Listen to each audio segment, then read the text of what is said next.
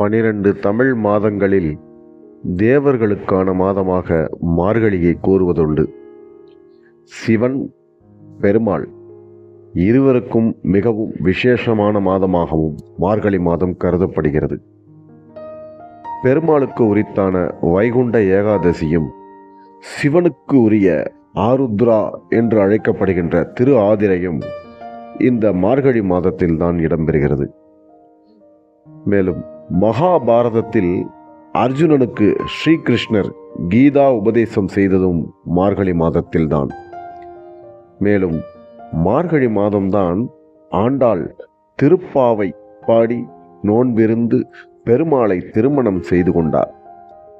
இதன் காரணமாக இன்றைக்கும் திருப்பதியில் சுப்ரபாதத்திற்கு பதிலாக இந்த மார்கழி மாதம் முழுவதும் திருப்பாவை பாடுவார்கள்.